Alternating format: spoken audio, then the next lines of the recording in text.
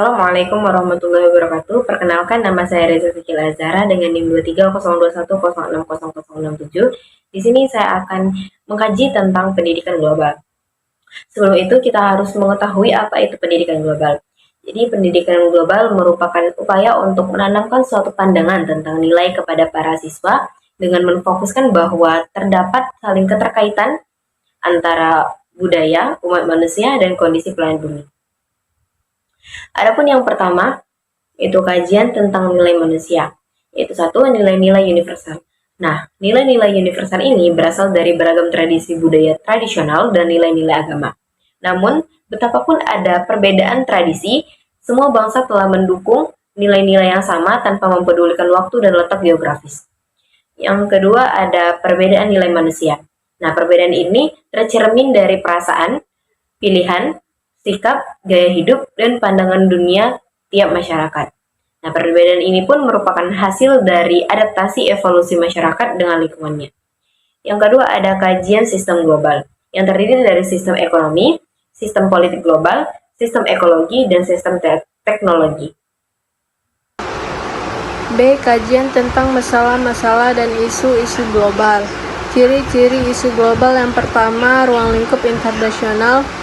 Yang kedua, hanya dapat ditangani oleh tindakan multilateral.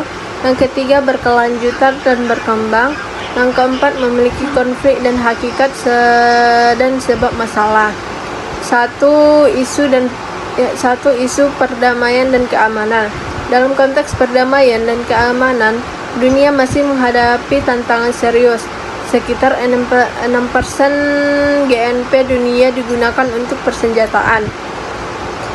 Dengan 160 konflik bersenjata telah terjadi yang memakan korban 16 juta jiwa. Keamanan tidak hanya mencakup perlindungan fisik, tetapi juga HAM dan kebebasan ekonomi. Yang kedua, isu-isu pembangunan. Pembangunan global juga menghadapi masalah serius dengan kesenjangan ekonomi yang semakin melebar antara negara kaya dan miskin. Hutang luar negeri menjadi beban berat bagi negara berkembang. Pengelolaan bantuan internasional yang tepat menjadi kunci untuk mengatasi masalah. Yang ketiga, isu-isu lingkungan. Eksploitasi sumber daya manusia dan pengelolaan kekayaan bumi, tanah, lautan, dan unsur-unsur lain, hujan asam, polusi sungai dan laut, pembentukan karbon dioksida dalam atmosfer, polusi udara, industri yang kita hirup, perumusan jenis tanaman dan hewan, penipisan hutan, dan sebagainya. Yang keempat, hak-hak asasi manusia. Isu HAM muncul dengan kuat pasca Perang Dunia II, ditandai dengan deklarasi PBB. Namun, pelanggaran HAM masih terjadi dalam bentuk pembunuhan massal dan penindasan politik. Di Indonesia sendiri, HAM telah tercermin dalam Pancasila dan Undang-Undang Dasar 1945. Perkenalkan, nama saya Rima Tahira dengan NIM 230410600088.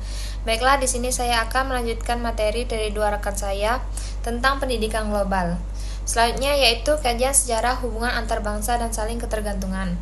Perspektif sejarah yang meliputi evolusi nilai-nilai kemanusiaan yang berbeda-beda dan bersifat universal, pembangunan sejarah sistem global kontemporer, dan kondisi serta faktor penyebab munculnya isu-isu dan masalah-masalah global saat ini merupakan fondasi bagi pendidikan global. Sayangnya, sejarah yang dipelajari oleh kebanyakan siswa kita hanya sedikit mengembangkan perspektif dunia yang saling ketergantungan saat ini. Sejarah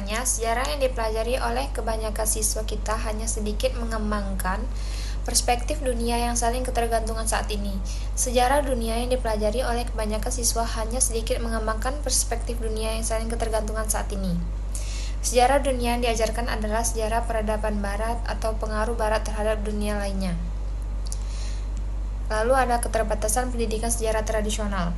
Pendidikan sejarah tradisional seringkali berfokus pada narasi dari peradaban barat, seperti sejarah Eropa dan Amerika Utara. Hal ini dapat mengabaikan atau meremehkan kontribusi dan pengalaman dari peradaban lain, terutama di wilayah Asia, Afrika, dan Amerika Latin.